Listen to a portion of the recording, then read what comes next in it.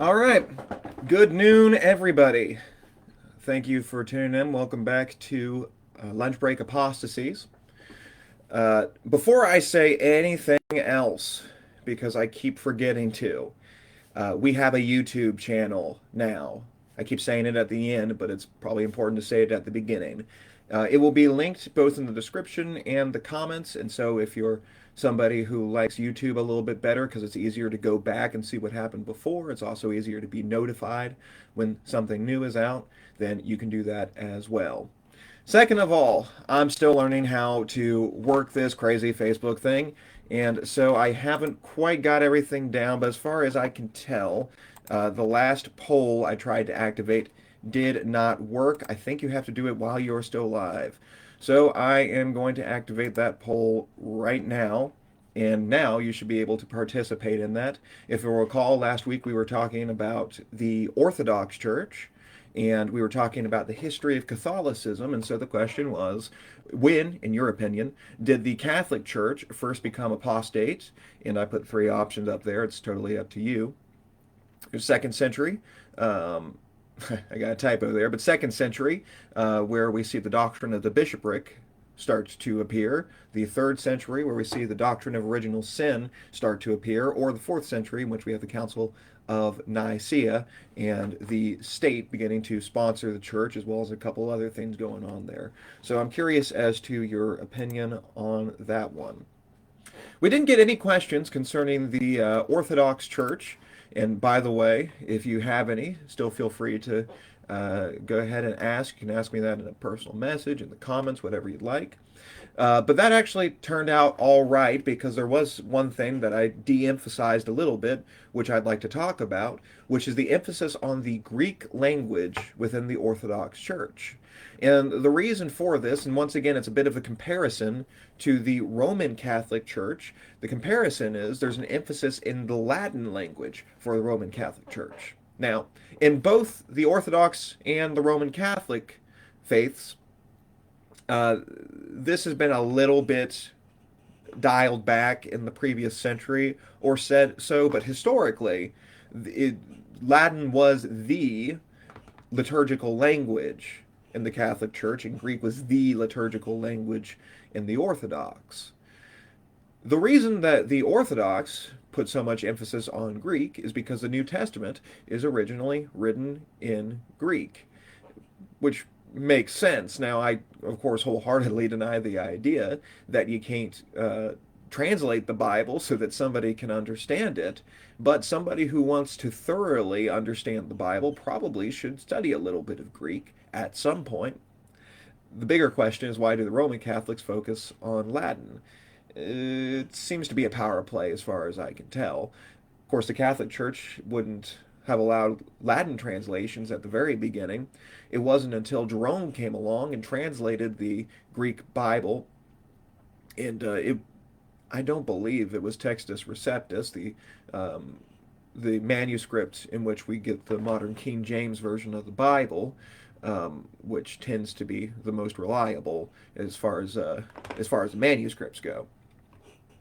I can't remember what he translated it out of.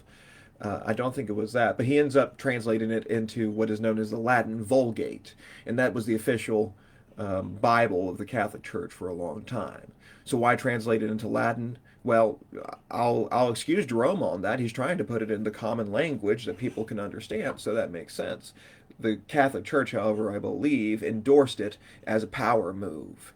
The Western Church speaks Latin, so everybody's got to use the Latin Bible. That's what they were trying to push anyway. Now, as far as the Orthodox go, remember we're also saying one thing that is a positive about each faith that we're going through. And there's a couple of reasons for this.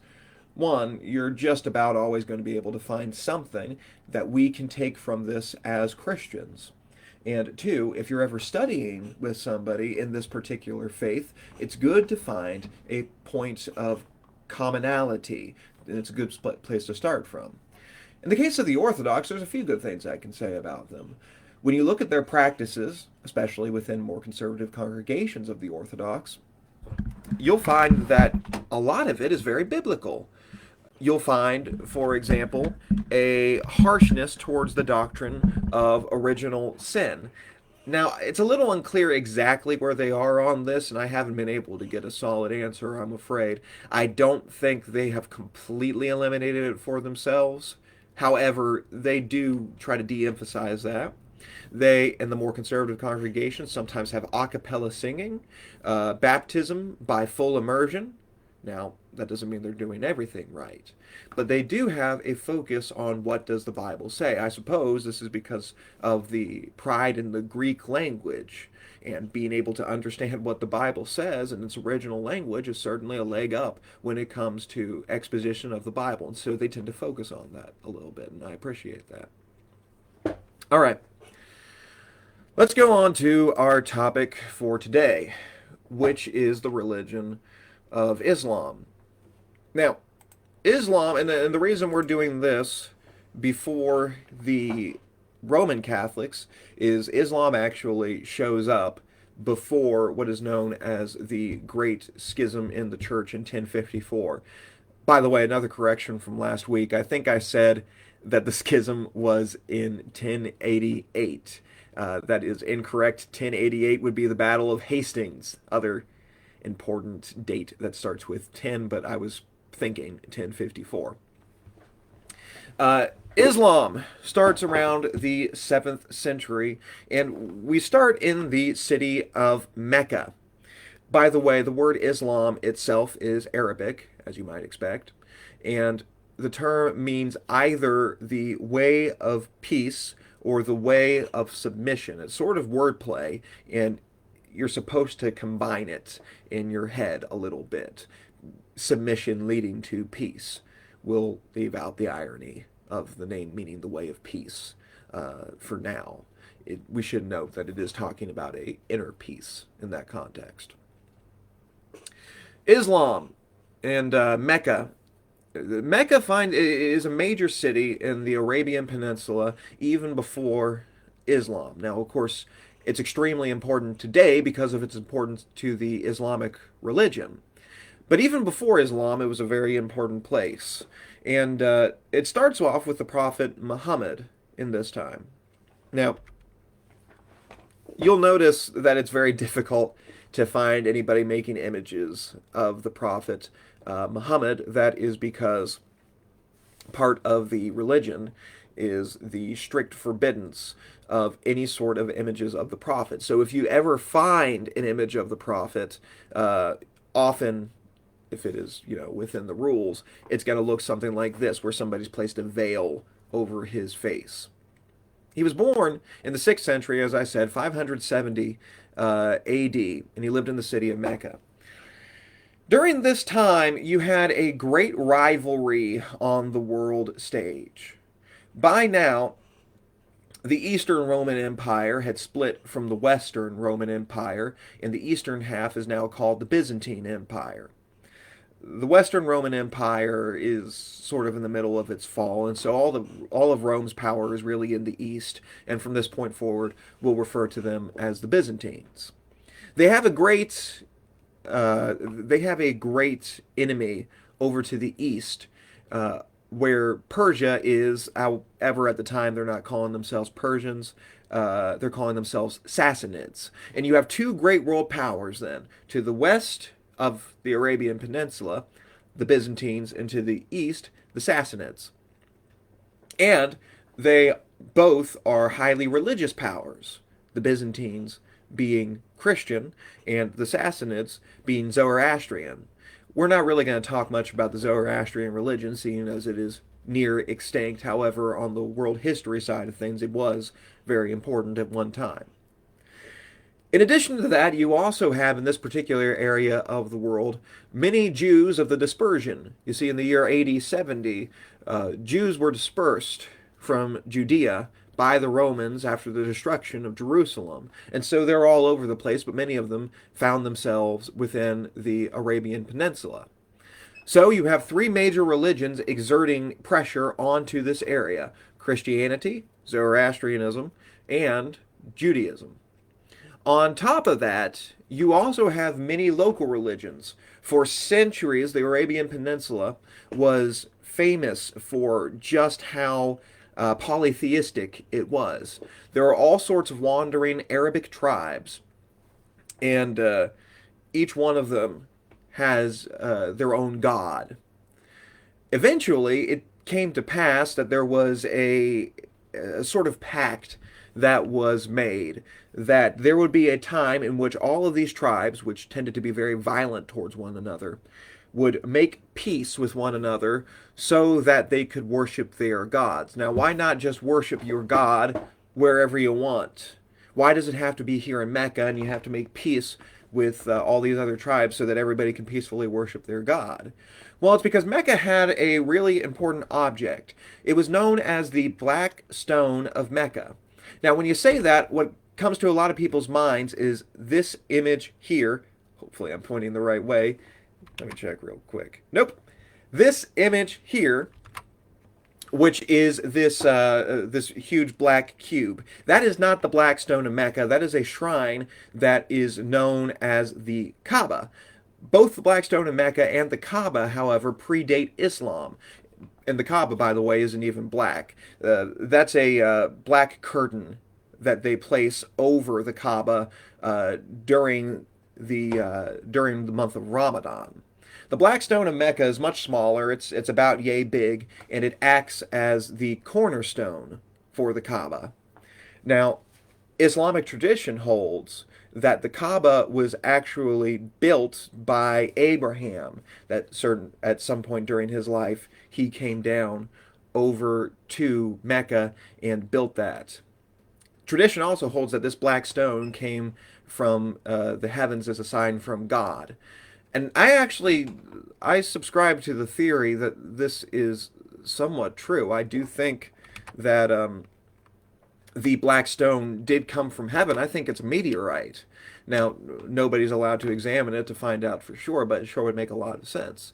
Now, if you're a superstitious tribe in the ancient Arabian Peninsula and a meteor hits the earth, and you find that, you might take that as a sign from God and that you're in some sort of holy place, and you might even make an entire shrine based around that stone. Whatever the case is, people loved that particular stone, and it had a holy significance to just about every single tribe, and so they built the shrine around it, and everybody wanted to have their particular idol within this shrine. And so that's why you have to have Mecca. So Mecca was already extremely important in the Arabian Peninsula because it has the Kaaba.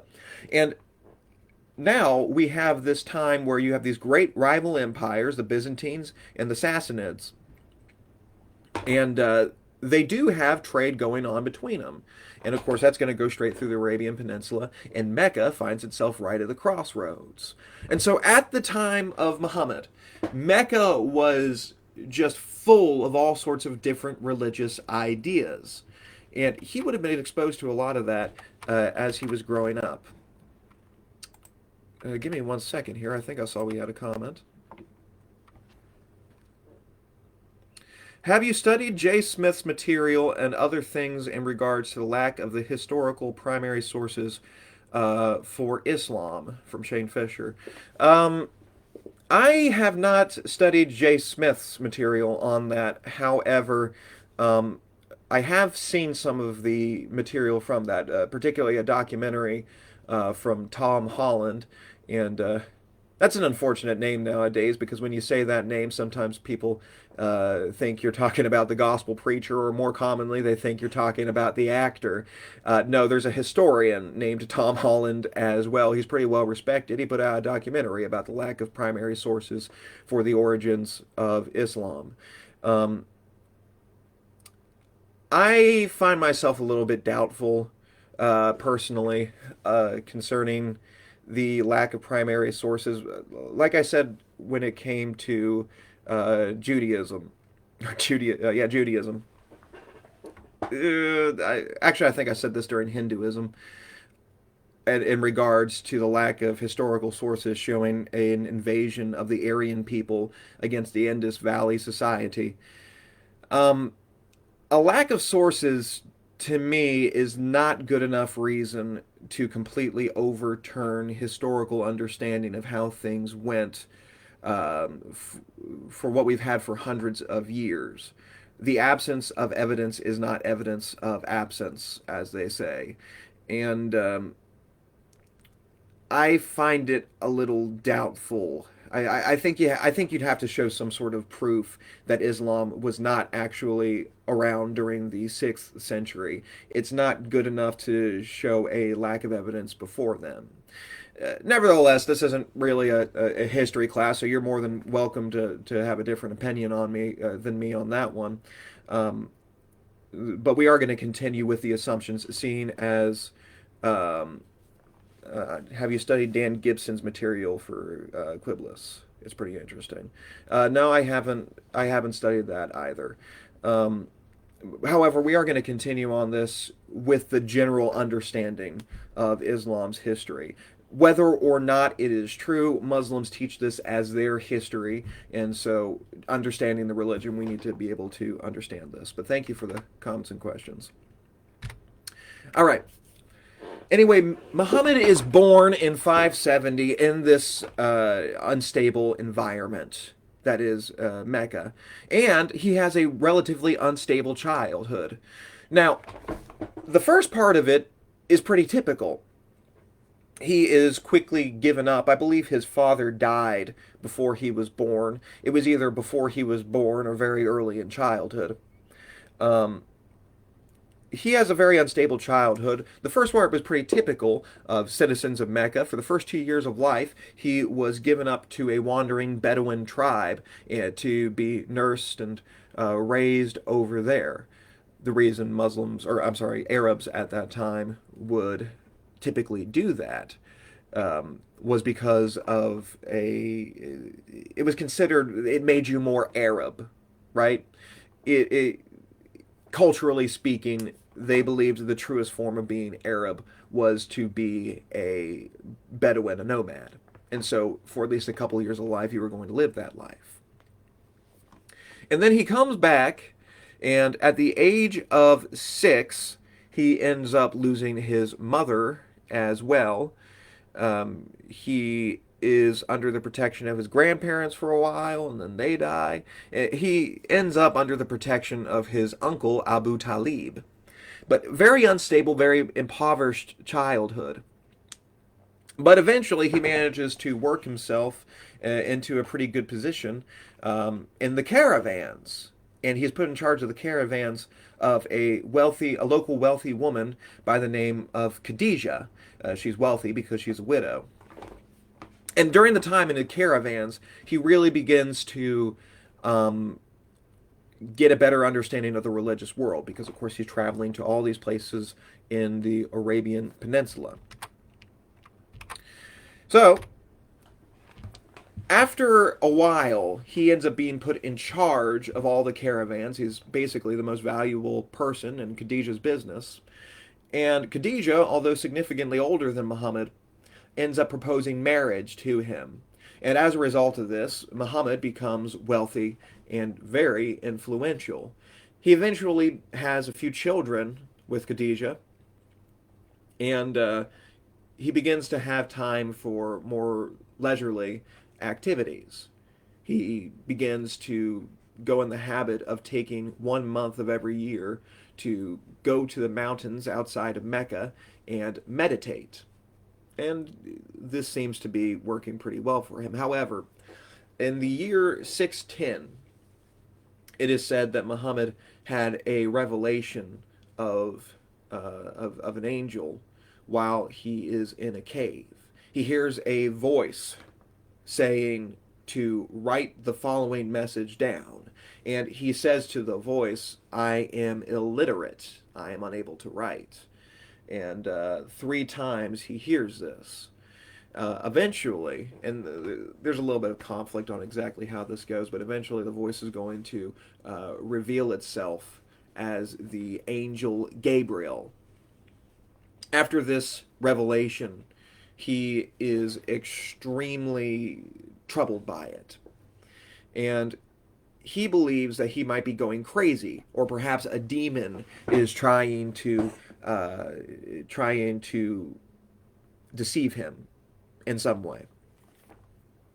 Eventually, though, he is convinced by his wife Khadijah, who many will say is truly the first Muslim, that this was truly from God and that Muhammad is a prophet of God and he needs to start listening to these revelations. And so progressively he has more and more of these revelations supposedly coming from the angel Gabriel, and they end up amounting to a new text. One of the proofs of Islam, then, is that one of the factors concerning the Quran and its legitimacy is that the writer of it was an illiterate.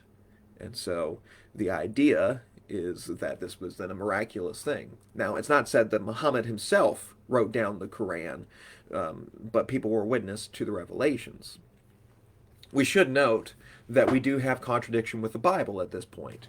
If you go to Galatians chapter 1, beginning in verse 6, the Bible reads, I am astonished that you are so quickly deserting him who called you into the grace of Christ and turning to a different gospel. Not that there is another one, but there are some who trouble you and want to distort the gospel of Christ. But even if we or an angel from heaven should preach to you a gospel contrary to the one we preach to you, let him be accursed. As we have said before, now I say again, if anyone is preaching to you a gospel contrary to the one you received, let him be accursed. And so already we have a contradiction between Islam and Christianity. Even if you were going to make the statement, which would be erroneous, that someone could still get prophetic revelation in the year 610 AD, even if you were going to make that claim, if they're claiming a new gospel, then even if it is coming from an angel, which is the claim of Islam, it's still false. So you have an incompatibility between Christianity and Islam right there. Now, I should mention this as well. When I think of Islam, I don't truly think of it as a fully independent religion.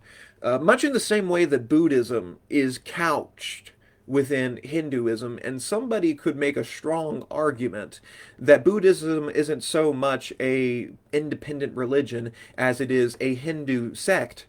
I would make the same argument concerning Islam. Islam is not truly an independent religion, but a Christian cult. Well, why do I say that? You might not agree with me on that. Part of the reason is because of the loose definition of the term cult. However, I would say that if you would claim that Mormonism is a Christian cult, and to my Mormon friends out there, I'm sorry to pick on you, but surely you're aware at least of the reputation, and you probably wouldn't agree with that characterization of it. So, but you might agree with that characterization of the Seventh-day Adventists, and so in your mind, just replace Mormonism with Seventh-day Adventists. And for the Seventh-day Adventist friends of mine, keep thinking about the Mormons.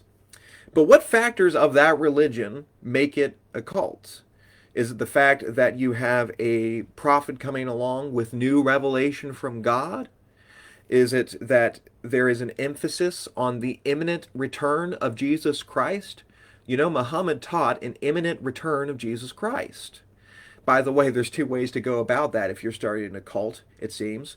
Some people go the route of what we're going to do. We're going to say there's a specific date where Jesus is going to be coming back. Look at Melchior Hoffman or William Miller.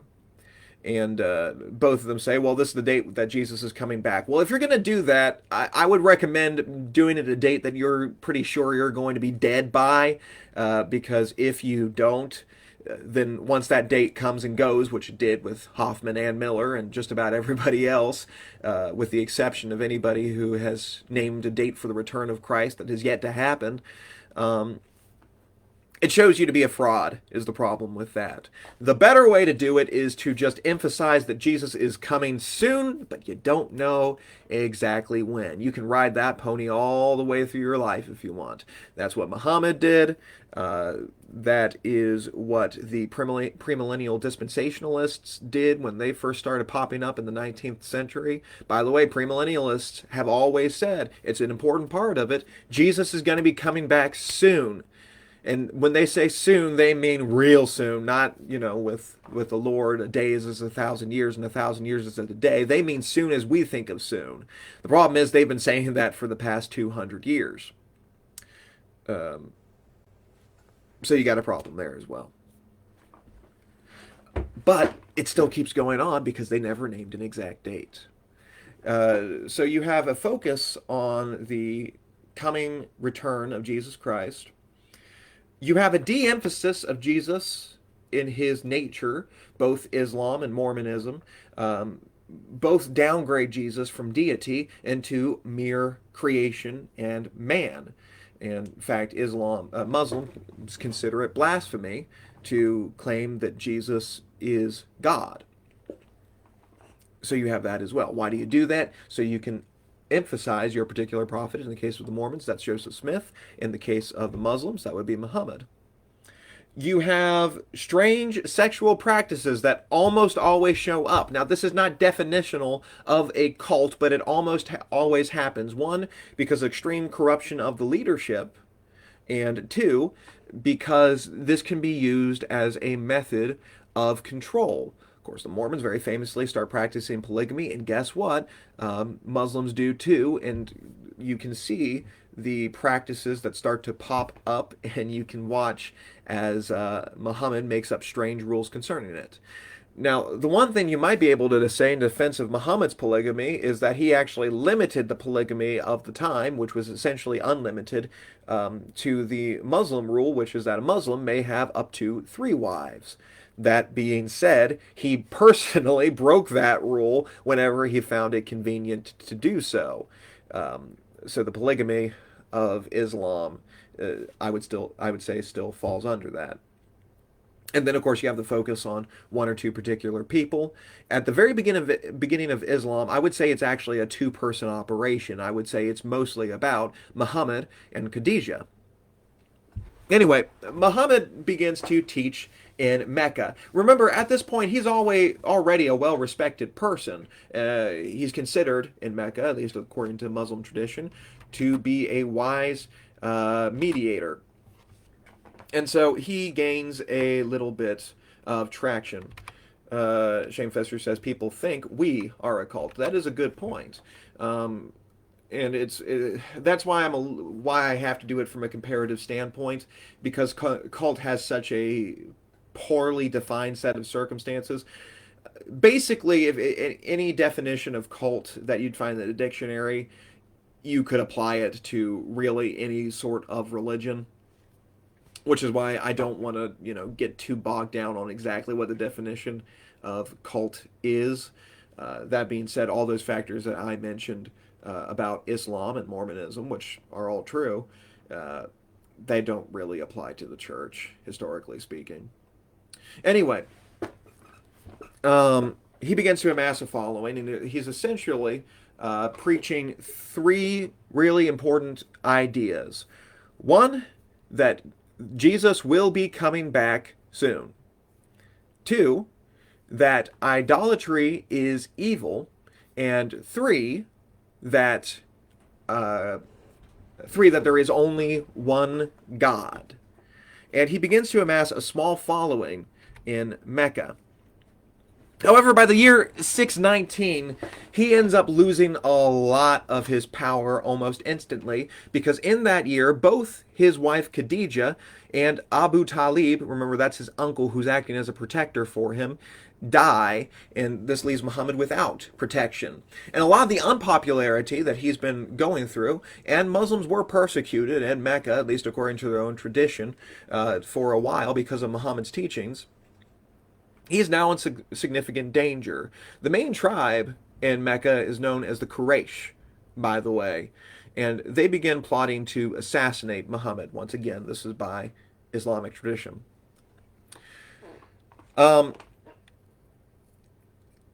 As a result of the persecution, he comes up with the idea that what we need to do is leave Mecca. This happens after what is known as the night journey to Jerusalem. It's said that one night a horse with a woman's head, pictured here, approached Muhammad and he ends up riding. It was a flying horse too. He ends up riding all the way to the city of Jerusalem, and from there, um, he is taken to the Temple Mount. Now, at this point in history, the Temple Mount is empty. Uh, the temple of Herod had been destroyed in AD 70, but there's still a little bit of rubble there, and there's still one wall remaining there to this day. That's called the Wailing Wall. But on top of it, there's just a few rocks and stuff. So he goes to one of these rocks and is told that this is the rock in which Abraham almost sacrificed Ishmael. Now, this is the second time you might have noticed a strange connection with Abraham that isn't quite right. Um, the contention of Islam is that the Bible has been corrupted and that the original message within is not there anymore and things have been changed. So they changed things that are in the Bible, such as Abraham almost sacrificed Isaac, to Abraham almost sacrificed Ishmael. Why is this important? Well, it just so happens that the Arab peoples are not descended from Isaac, but they are descended from Ishmael. And so this puts more importance on the Arab people, as is the tradition that Abraham came and built the Kaaba originally. One story I forgot to mention for Muhammad's time as judge uh, in Mecca. It is said that there was a restoration project of the Kaaba, and a dispute showed up between some of the tribes concerning who would have the honor of replacing the cornerstone, that is the black stone of Mecca, back. And Muhammad's solution was to have a blanket and put the stone on the blanket, and then have leaders from each of the tribe hold a corner of the blanket and put it there. And as a reward for his wisdom there, he was the one who was allowed to then take it from the blanket and then place it on the corner. Um, to me, it doesn't seem quite as wise as some of the stories of wisdom we see within the Bible, but I suppose it's a workable solution. And isn't it great that the one problem for that solution is solved because they were so grateful Muhammad got to put it there? Oh well. Ugh. Where was I going with that? Right. This is supposedly the spot in which Abraham almost sacrificed Ishmael. Now, we aren't exactly sure which mountain Abraham almost sacrificed Isaac on. We do know it would have been one of the hills of Jerusalem, but there's 7 of them, so it's hard to say which one for sure. Could have been the Temple Mount. That would be one of the more appropriate ones, although I've always been of the opinion that it was Mount Calvary. To me, that just works really, really perfectly. Think about it. In the Old Testament, you have Abraham, the progenitor of the Jewish law, just about to sacrifice his only son on, only son that has been promised, on the exact spot which Jesus would later die on. But before so, God says, no, this sacrifice won't work. And immediately, Abraham's perhaps unknown prophecy of God will provide the lamb for sacrifice is provided literally. But then, a couple thousand years later, you have Jesus. Once again, God has provided the sacrifice, and it's a better sacrifice than Isaac. So it works together to me really perfectly if it's Calvary, but I can't say for sure. It could have been the Temple Mount. Anyway, he is supposedly taken to the exact rock in which Ishmael was almost sacrificed. And he is taken up through the 7 heavens. And during each heaven, he meets another one of the major prophets. I can't remember all of them that he met, but he supposedly meets, Abraham, Moses, Jesus. Once again, he considers Jesus legitimate, just not the Son of God, merely a prophet. And then he meets God at the top of the 7 heavens. And as he's descending again, Abraham encourages him to dicker with God, particularly about the practice of prayer. It's said that God commanded that the Muslims were going to have to pray 50 times a day. Well, Muslim prayer is a pretty complex affair, and doing it 50 times a day was a lot. And so, just like Abraham managed to get God down to just a few people, Muhammad also manages to get God down to significantly less prayers. I believe the number is 7. I think it's later here on the PowerPoint. Anyway, that's what's supposedly important about there, and that's why there's the Dome of the Rock on that location today. It's supposed to be protecting the rock in which Muhammad descended back, or ascended up into heaven, descended back down, and then on the horse was returned back to Mecca. It's after this he starts the process of slowly moving the Muslims from Mecca over to the city of Yathrib, which had supposedly heard about his wisdom and requested that he come over there. He ends up leaving by disguise, fooling his assassins by leaving behind his young cousin Ali, disguised as him. The assassins nearly kill Ali, but when they recognize that he is not Muhammad, they let him go.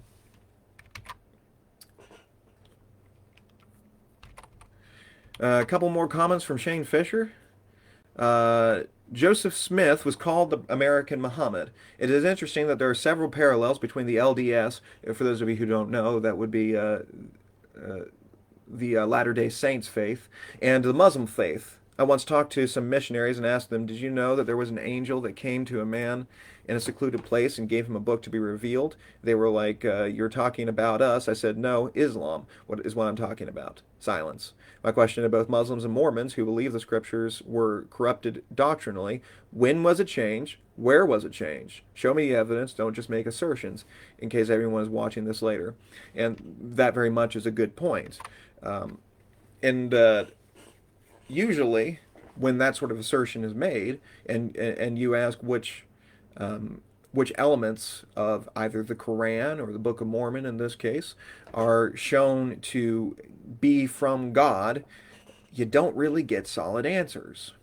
And we'll talk a little bit more about the Quran in a moment, and eventually we're going to get to Mormonism, and we'll talk about that as well. But the Bible has certain qualities which make it clear it is not coming from man, but it is coming from God, such as the fact that it is without contradiction. I can show you a couple of contradictions in both of those works, and we'll talk about that. This great flight from Mecca to Yathrib was known as the Hijra, and it was complete in the year 622, which is the start of the Islamic calendar. And so whatever the year is in the Christian calendar, also known as the Gregorian calendar, 2024, you subtract 622, and that is the Muslim year. When he gets to Yathrib, the city is renamed into Medina, which it is still known as today. Medina meaning city of the prophet. And he has a lot of Muslims with him, and he begins to judge the people of Medina as well. But it's at this time the way it works, it changes significantly, because there has been a shift in power dynamic. Before, the Muslims were persecuted. They were under the thumb of the Quraysh. Now that he's got a whole city, and keep in mind, at this period in time, cities are sort of the base of power. You can have entire armies based around cities. And Medina, being a pretty large one, seen as it's made up of several different sections, made of different peoples, different tribes. It's basically just one big oasis, and there are a whole bunch of tribes who gather around this oasis. He gains a lot more power.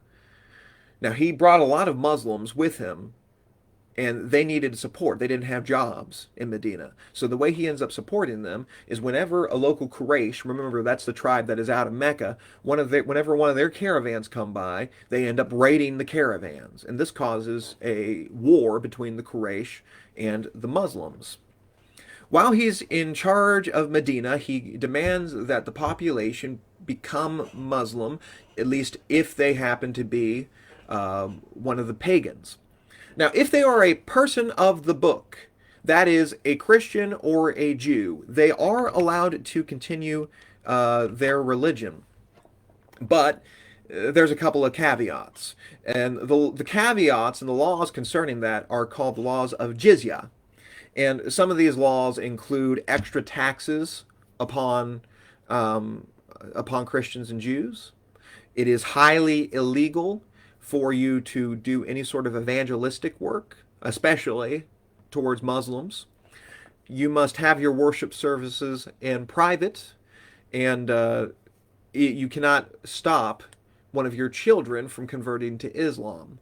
A lot of times, people like to look to Muhammad's rule of Medina and say, look how tolerant it was for the time. Maybe he allowed people, Christians and Jews, to remain Christians and Jews. Well, the standards of his time were actual total religious freedom, at least in the Arab Peninsula, and uh, it was not, you were not allowed to be any sort of pagan. You're out of luck, and you're going to be oppressed heavily if you're a Christian or a Jew. It's also at this time where he develops the Muslim practice of praying towards Mecca instead of Jerusalem. At the time, it was tradition of both the Christians and the Jews to pray towards Jerusalem, and so he has all of the Muslims turn around and pray towards Jerusalem. It's and by the way, this is actually one of those things. Since we are talking about the historicity of Islam, this has been one of the archaeological evidences that Islam did not actually exist before the caliphates did.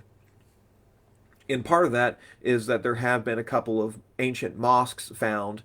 Every mosque is supposed to be facing towards Mecca. There have been a couple of mosques that were not facing towards Mecca, but they were facing towards, I believe it was the east and the rising sun. And so the idea is for this tradition actually came way later. It's hard to say. Once again, it's just sort of a curiosity for our purposes. All we need to know is what is believed about what happened, not necessarily exactly what happened. There were a few other things that are developed during this time. The famous call to prayer.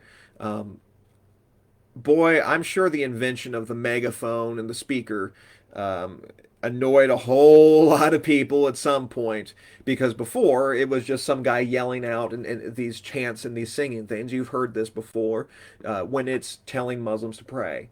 Um, by the way, I think I remembered that the magic number is five. I'm not great with numbers though. And so 5 times a day from the mosque, somebody chants or sings this encouragement to pray to Allah. Well, nowadays they got megaphones and speakers, and so you can hear it from much further away. I lost a whole lot of sleep one night in Kenya during a Muslim holiday where somebody was chanting the Muslim call to prayer all night long. And anyway, this was supposed to be in contrast to what the Christians and Jews were doing. It said that the Jews were called to prayer by use of some sort of trumpets, that the Christians were called to worship by bells, and so Muhammad says we're going to use the human voice. Muhammad was a poor ruler of Medina, and he liked to particularly pick on the Jewish tribes. There was one known as the Banu Nadir. And what happens is Muhammad claims to have a revelation um, stating that the Banu Nadir were planning on betraying him. And so he betrays them before they betray him and ends up burning down their farms and forcing them to leave Medina in that way. By the way, this is part of the reason I kind of tend to believe a lot about of the historical claims regarding Muhammad. Um, when somebody believes something about their own history that makes them look bad, I tend to believe it's true. I mean, the Muslim defense of this is that no, they really were planning on betraying Muhammad. But to me, it looks like he just wanted to take their resources, and so he made something up. Um, it'd be a lot easier to say, no, this never actually happened, but the fact that it's not denied makes me think it's true. There's also a great battle. Eventually, the Quraysh get tired of Muhammad's raids against their people, and so they go to battle against Medina. There's this great battle of what is known as the trench, in which he builds this trench and kind of funnels people. He was apparently a pretty savvy military general, and he manages to defeat them. However, this is also when he betrayed another Jewish tribe known as the Qurayza, um, because it was said that supposedly they were spying as well on behalf of the Quraysh. And when this revelation comes to light, he and by the way, they try to say, well, he was actually being merciful to the Quraysh. And it wasn't his order to kill the Quraysh. It was a man by the name of Ibn Mu'adh. Well, Ibn Mu'adh was injured in the Battle of the Trench. He took an arrow, I think it was to the leg, and so he was pretty bitter about it. And Muhammad then says, I'm going to leave it up to you. What do you think we should do with these traitors? Well, being pretty bitter, he decides that what we're going to do is enslave the women and children, and then we'll spend the whole day, and they did, beheading every single man of that tribe, which is what they did. This is not a peaceful movement at this time. When it comes to the peacefulness of Islam, we have to mention this as well. Here's the first thing I got to say. We do need to be able to recognize, I've mentioned this a couple of times, but this is one of these places where it bears repeating. Religion is not race. It is not a racist claim to say that Islam is an inherently violent religion. It is an inherently violent religion. That does not mean that every single Muslim is violent or approves of violence. The surveys seem to indicate that only 25% of Muslims in the world are violent or approve of violence. But first of all, 25% is a huge number. Compare that to Christianity, I would doubt it would be a 1%. There's a huge number of violent Muslims. And even the followers themselves is not enough to judge the value of a religion, though. But look at Muhammad himself. He personally led 27 military campaigns. Does that sound like a religious leader to you? Or does that sound like a military leader? Remember when we were studying Buddhism? Do you remember how it was seen as necessarily not the same thing? Siddhartha Gautama was prophesied he was either going to be either a great military leader or a religious leader. It never even crossed their mind that somebody could be both. But that's the basis of Islam, is that violence was inherent within it. Violence is how it spread. Even if not every Muslim is violent, their founder was extremely violent. And that wasn't his only flaw. It was at this time when he was in Medina, he ended up marrying several wives. By the way, if you ever find yourself in a Christian cult in which there are two leaders, a husband and wife couple, you better pray. By the way, don't ever find yourself in that situation, but you better pray if you do, that if one of them dies, it's the husband. Because if it's the wife, things are going to get weird. Look... what was the name of that? The one cult, fairly recent. They ended up all castrating and killing themselves. I can't think of what the name is. If somebody knows that off the top of their head, feel free to type that in the comments. But that one, I already mentioned a couple of weird things they did. It got weird when the wife died on that one. Well, the same thing happens here. Things from a sexual perspective get very weird when Khadijah dies. This is when Muhammad starts taking on more than the allowed three wives, and he always gets these revelations allowing him to do so. Two of the more egregious ones include Zainab, who was the former wife of the adopted son of Muhammad, whose name was Zaid. Part of the reason this one was so egregious is there was already a law among the Muslims that it was sinful for a man to marry his son's wife. But he sees her while she is she's not entirely undressed, but she's in an immodest state, and it just so happens he gets a revelation at this point. And God says, no, because he's your adopted son, it doesn't count, and you're allowed to marry her. It's also at this point that he gets the revelation that all the wives of Muhammad must dress extremely modestly, covering themselves from head to toe. And it's based on this revelation that the modern ideas of female modesty in Islam still linger. And then there is Aisha.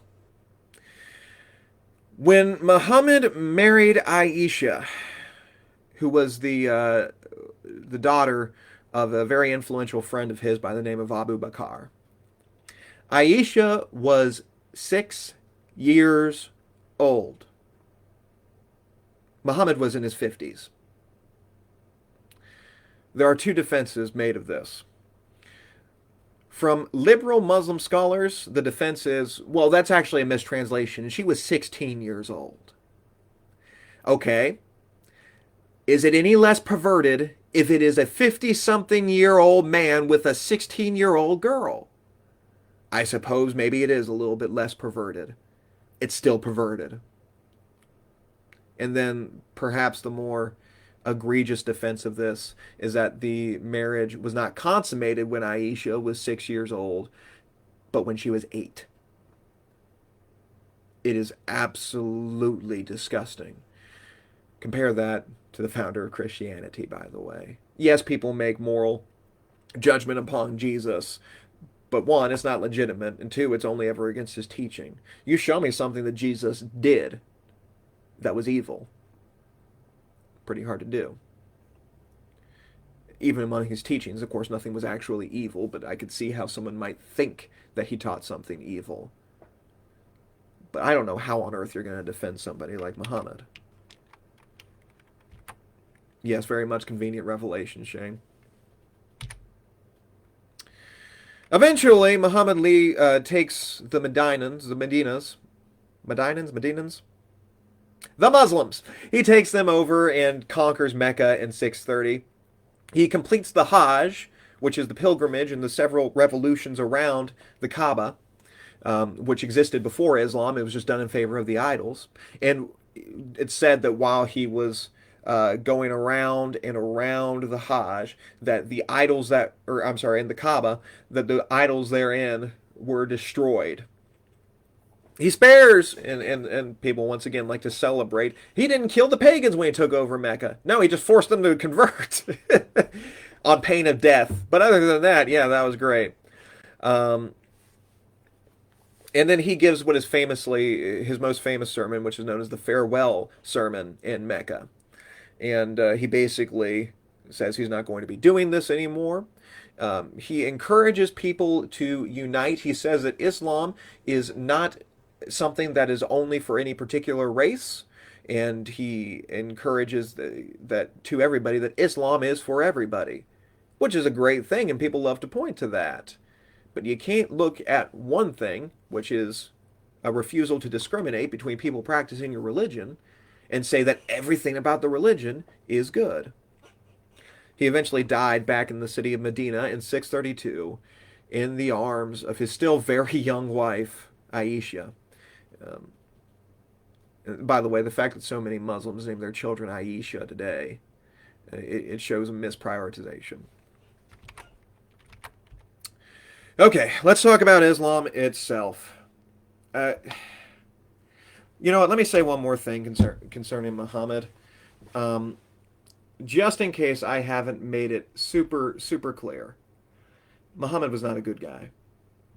You know, I can look to some of the other religious founders of other apostasies, and I can say there's a lot to admire about them. The Buddha, for example, Siddhartha Gautama. Was he a false teacher? Yes, during the time of the Old Testament, and so that's something we might consider as well. There is definite flaws within his character. He abandons his wife and child at one point. He was definitely prideful.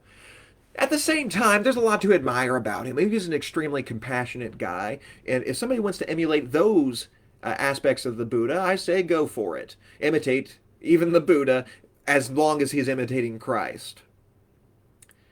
But Muhammad was a violent pervert. He was responsible for just the complete upheaval of an entire people. And any good that he did was not, it didn't justify the evil. Well, someone says, well, he united the Arabs. Genghis Khan united the Mongols. Are people going to say Genghis Khan was a good guy? It's just, it doesn't justify these other things that he's doing here. He was a violent pervert, and he will spend eternity in hell for the violence he's committed on the earth, both spiritually and physically. And here's why. And by the way, I mentioned that there were some of these that I'm clearly gonna have a little bit more animosity towards. I'm not in favor of any apostasy because they all have the ability. They all cause people to lose their souls. But I do have uh, a little bit more animosity towards a few of them, and Islam's probably the number one. And the fact, by the way, that if I had a larger audience, I would probably be pretty afraid to say something like he was a violent pervert is an indicator that Islam, especially, done a lot of damage on this earth. Now, all of that being said, I don't want you to come out of this thinking that Muslims are your enemy. Um, Andy Robinson, and I think he was quoting from somebody else, but I got a long tradition of attributing quotes from somebody else to Andy, so I'm going to continue. He says, they are not our enemy, they are our mission. Don't look at a Muslim as somebody who is evil, who needs to be destroyed. They, like I was at one point, they are sinners who are desperately in need of reconciliation with their God, and God wants to be reconciled to them. Therefore, I want God to be reconciled to them. We approach them in love. We don't approve the religion, but we love the person within the religion. There are two different sets of scriptures within Islam. The more famous is known as the Quran. The Quran, in fact, I should have gotten mine out here. Yep, this is a Quran, and this is actually not an approved one because it is in English, at least in many Muslim denominations. Many will say that you don't have a legitimate one unless it's in the Arabic language. That being said, I don't speak Arabic. This is the closest I can get. And, translations are translations. There are occasional problems with translations, but you can get a pretty good idea. The Quran is all the revelations that were supposedly given to Muhammad. So he's having these revelations and he has somebody else write them down. The Quran is also a contradictory book. And there are a lot of places, but I always like to go to Surah 411. And when you look over to Surah 411, surahs, by the way, are essentially the separate revelations, almost like chapters of the Quran.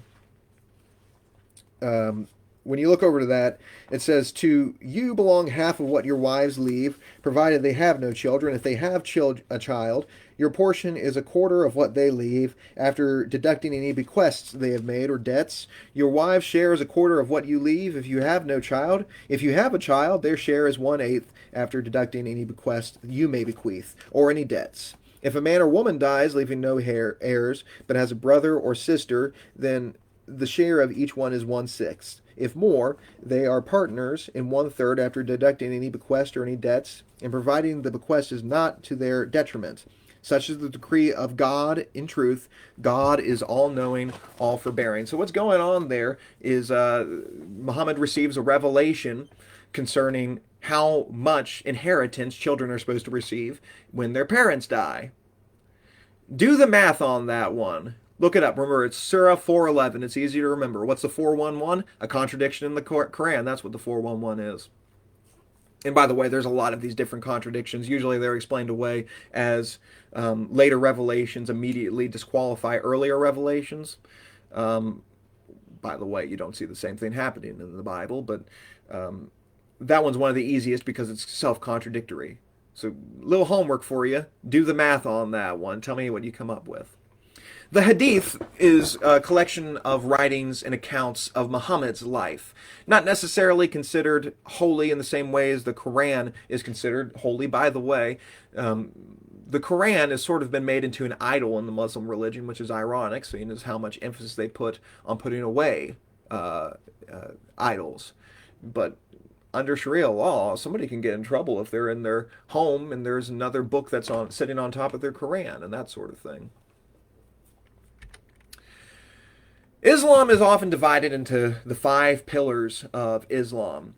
These are sort of the 5 most definitional things that make it Islam. There is the Shahada, or we might call it a creed. And this is how somebody enters into Islam. The creed goes something like this: there is no God but God, and Muhammad is his prophet. If you say that and you mean it in many different denominations of Islam, it has to be said in the Arabic language. Um, and by the way, Allah and God, that's it's the Arabic word for God.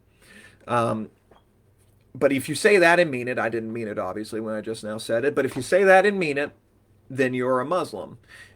For Muslim children, when a baby is born, the very first thing that is supposed to be whispered into their ear is in Arabic, there is no God but God, and Muhammad is his prophet. And then when you die, if it can be helped, the last thing you hear whispered into your ear is there is no God but God, and Muhammad is his prophet. That's the first thing. You have salat, or the prayer life. That's that 5 daily prayers, and the prayers are fairly complex. You have these ritual ablutions you have to do. Once again, this is going to depend on the sect of Islam. You're supposed to be facing towards Mecca, and you have certain things you're supposed to pray in, and you're supposed to have this full, going fully prone in doing so. And you've seen that. There is Psalm, which is fasting during the month of Ramadan. What's the month of Ramadan? Well, remember how I mentioned that there is a month that Muhammad would go up to the caves, and that's when he would have these revelations? Well, that happens to be the month of Ramadan. And so you're supposed to fast during Ramadan. Now, it's not a true fast in that you're not eating for the entire month, but rather you're supposed to not eat during daylight. And so what's often done is that there will be great feasts just before dawn, and then another great feast right until the right after dusk. I recently was curious about what Muslims do if they happen to be on the North Pole and Ramadan happens to fall during the summertime. Because this is on the Muslim calendar and it's based on a lunar month, Ramadan kind of moves all the way through the year. And apparently, some of them really do just push it. And for those tiny little bits of time in the North Pole during summer in which the sun isn't up, that's the only time they eat. So I guess they're dedicated. I'll have to give that to them.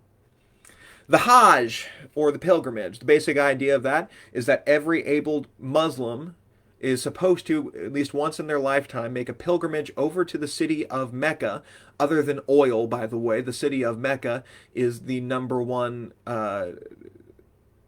trade good in Saudi Arabia, meaning it's getting them more profit than anything except oil.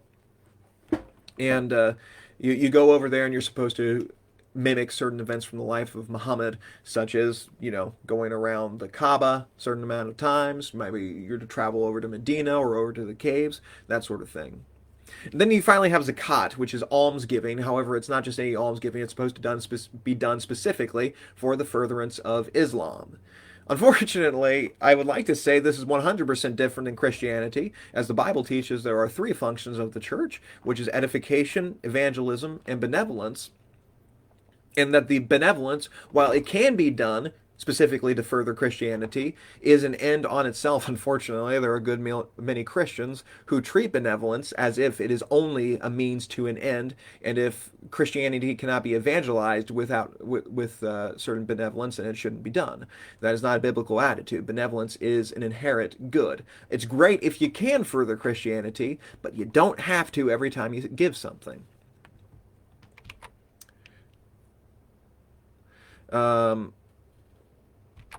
All right.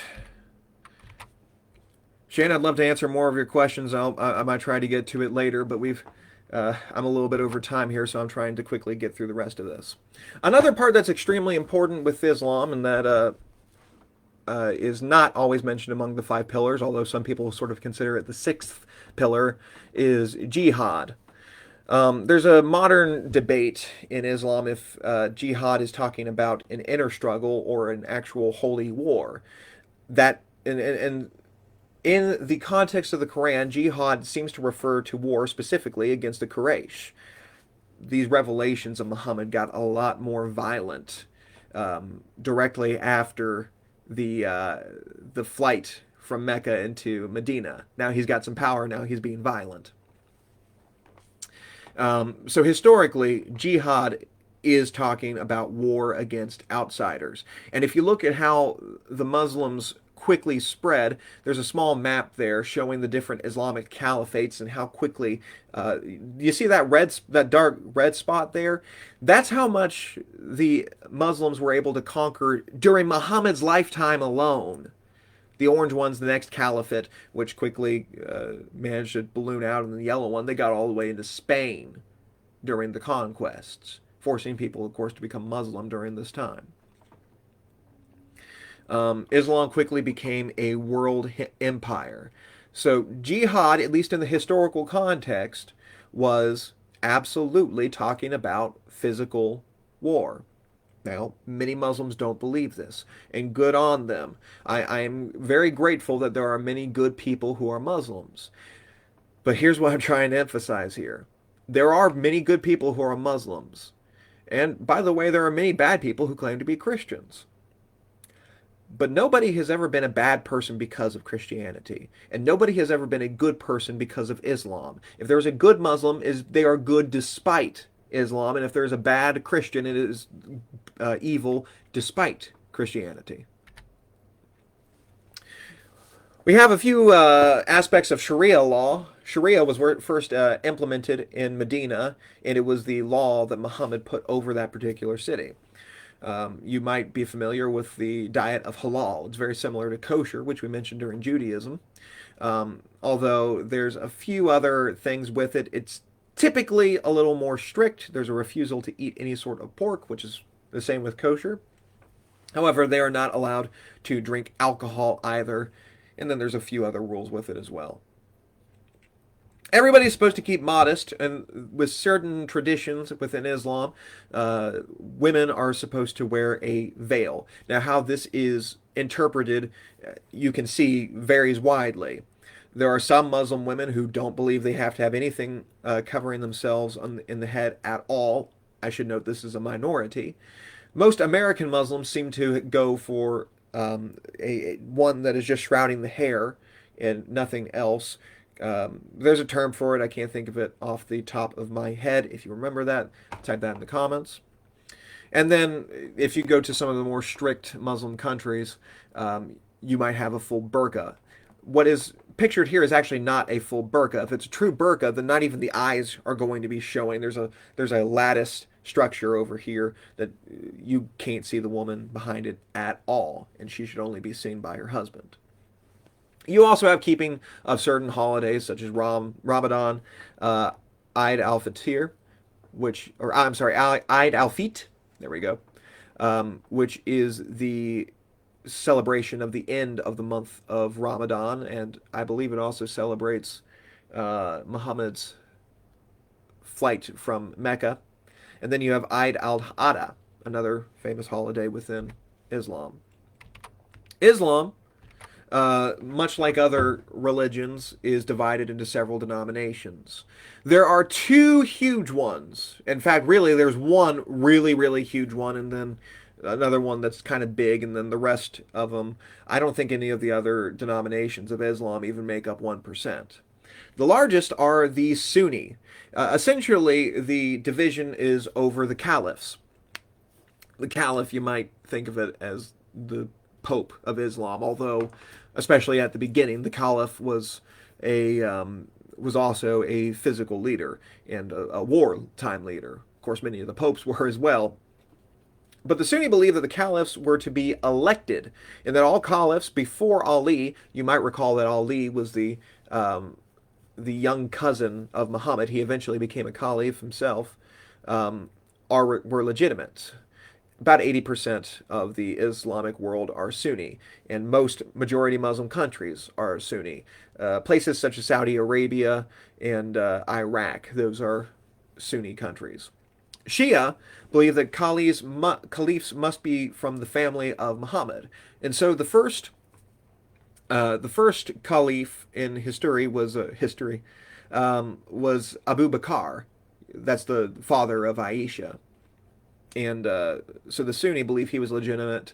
The Shia believe that it has to be somebody who's actually coming from the blood family of Muhammad. And so they believe the first legitimate caliph was Ali. And you end up eventually having two different lines of caliphs for the Sunni and the Shia. The Shia are strongest further east, and so I think the only majority Shia nation in the world today is Iran, but they are very strongly Shia. There are other denominations. One of the more famous one are the Sufi, because of containing the whirling dervishes pictured here. They're mostly in Turkey. There's also Sikhs, which are sort of a fusion between Hinduism and Islam, and so they tend to be in India. By the way, Islam did conquer all the way over to India, and during the Middle Ages, they ruled over them.